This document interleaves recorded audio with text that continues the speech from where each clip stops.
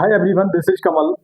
Welcome to our channel aptitude nation. ये class आपकी होने वाली है किसकी? आपकी फ्यूचर कंटिन्यूअस टेंस की। ये सीरीज आपकी कंटिन्यूअसली आपकी सीरीज चल रही है, बिल्कुल आपकी कंसिस्टेंसी के साथ सीरीज चल रही है आपकी। मैंने एक भी दिन और एक भी क्लासेस का बीच में कोई ब्रेक नहीं किया है। बिल्कुल कैसे क्लास चली है, बिल्कुल सीक्वेंस वाइज आपकी क्लास चली है, ठीक है ना। आप देखिए, ये क्लास होने वाली है फ्यूचर इंडेफिनिट हम पढ़ चुके हैं, अब पढ़ेंगे फ्यूचर कंटिन्यूअस। कंटिन्यूअस क्या होता है बताइए? कंटिन्यूअस बोलते हैं किसको? In progress. In progress action. कैसा action? In progress action. Action किस में चलता है आपका? कंटिन्यू चलेगा। कैसे चलेगा? लगातार चलने वाला। प्रक्रिया में जो ऐसा जो एक्शन है जो लगातार क्या है? चल रहा है। ना उसके समय, ना तो ये पता है शुरू कब हुआ था, नहीं पता खत्म कब होगा, लेकिन चल रहा है। लेकिन कब चल रहा है? फ्यूचर में। कहाँ चल रहा है? फ्यूचर में चल रहा होता है। The future continuous tense is used to express an action. Future tense, जो फ्यूचर कंटिन्यूअस टेंस है वो क्या करता है? वो एक एक्शन को बताता है, व्यक्त करता है। That will be in progress. वो किसमें होगा? वो प्रक्रिया में रहेगा। किसमें? सुचारू रूप से, निरंतर रूप से क्या चल रहा होगा, ठीक है। निरंतर रूप से चल रहा होगा। कब चल रहा होगा?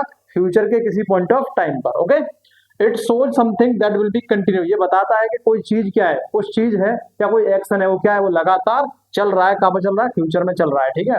फ्यूचर में चल रहा है। देखिए, इसके लिए मैंने आपको बताया था आपके लिए कि अगर आप इसकी पहचान हिंदी के द्वारा करना चाहते हैं, कैसे करना चाहते हैं? हिंदी में इसकी पहचान करना चाहते हैं, तो आपको पहला पॉइंट आपको ये ध्यान रखना है कि जिन हिंदी वाक्यों के अंत में, जिन हिंदी, ये मैं काम करता हूं, इसको पूरा बोलने की जरूरत नहीं है। हिंदी वाक्यों के अंत में क्या है? रहा होगा, रहा होगा, रही होगी या रहे होंगे, ये शब्द आपको देखने को मिल जाए हिंदी में, तो वो टेंस कौन सा होगा? आपका फ्यूचर कंटिन्यूअस टेंस होगा, ठीक है। इसकी जो हेल्पिंग वर्ब होगी, हेल्पिंग वर्ब, इसकी जो हेल्पिंग जो वर्ब, इसकी जो हेल्पिंग जो वर्ब रहने वाली है वो आपकी रहने वाली है क्या? इसकी जो हेल्पिंग जो वर्ब रहने वाली है,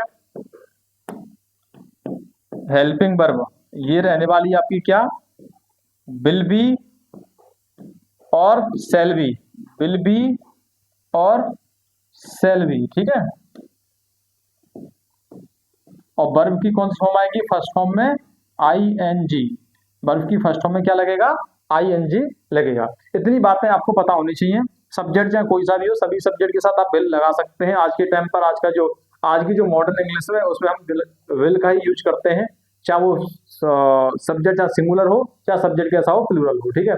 अब फिर भी चाहें तो आप आई और वी के साथ, ये मैं बता चुका हूँ, आई और वी के साथ क्या यूज करें? सेल यूज करें। क्या यूज करें? सेल यूज करें। बाकी जो रेस्ट आपके सब्जेक्ट हैं उनके साथ क्या यूज होगा? आपका विल का यूज होगा। देखिए, ये मैंने बहुत ही सिंपल सिंपल सी बातें आपके लिए बताई गई है कि फ्यूचर टेंस क्या होगा। फ्यूचर टेंस में का जो अफर्मेटिव सेंटेंस है, अफर्मेटिव सेंटेंस में आपको क्या करना है? जो विल बी है, इसके तुरंत बाद क्या आएगा? आपका वर्ब की फर्स्ट फॉर्म में क्या आएगी? आपके आईएनजी आएगी। यही इसमें देखने को मिला है। नेगेटिव सेंटेंस देखिए, सेंटेंस में क्या होगा? विल के बाद ही क्या लगेगी? नॉट लगेगी, या फिर सेल के बाद ही क्या लगेगी? नॉट लगेगी, ठीक है। और इसके बाद क्या आएगा? इसके बाद आएगा आपका बी, और उसके बाद वर्ब की फर्स्ट फॉर्म में क्या लगने वाली है? आईएनजी, ठीक है।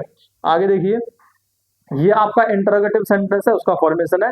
इंटरोगेटिव में क्या होता है? जो आपकी मेन जो आपकी हेल्पिंग वर्ब होती है, इसमें कौन सी है? एक है आपकी विल और दूसरी आपकी सेल, ठीक है। दूसरी आपकी कौन सी है? सेल। ये आपकी पहले आएंगी, देन उसके बाद आएगा आपका सब्जेक्ट, और सब्जेक्ट के बाद आता है आपका बी, और देन उसके बाद वर्ब की फर्स्ट फॉर्म में क्या लग जाएगा? आईएनजी लग जाएगा, ठीक है। इतनी सी बातें आपको क्लियर होंगी। अगर सेंटेंस आपका कौन सा है? इंटरोगेटिव, लेकिन कैसा? ओपन एंडेड है, तो WH वर्ड हम पहले लिख देते हैं, ठीक है। तो ये कुछ बातें थी। देखिए, ये कुछ अफर्मेटिव सेंटेंस है। अफर्मेटिव सेंटेंस को आप देखिए क्या बताया गया है। अफर्मेटिव से सी के साथ देखो विल आएगा, विल के बाद बी है, और उसके बाद वर्ब की फर्स्ट फॉर्म में क्या लगा हुआ? आईएनजी लगा हुआ है। बिल्कुल सही बात है। She will be reading a book at 9 PM। वह 9 बजे क्या कर रही होगी? रात को 9 बजे क्या बुक पढ़ रही होगी।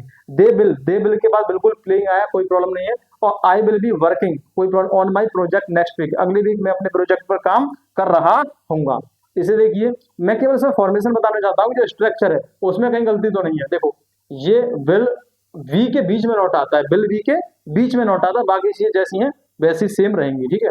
इसे देखिए, ये क्लोज एंडेड है, इसलिए आपका हेल्पिंग वर्ब पहले आई है, उसके बाद तुरंत बाद आपका क्या? सब्जेक्ट है, और देन उसके बाद हमने बी का यूज किया है, ठीक है।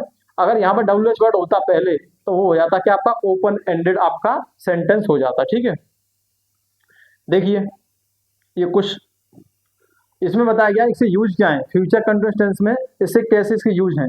To show an action in progress, क्या करता है फ्यूचर में, क्या करेगा, कोई एक्शन को बताएगा, ये बता चुका हूं।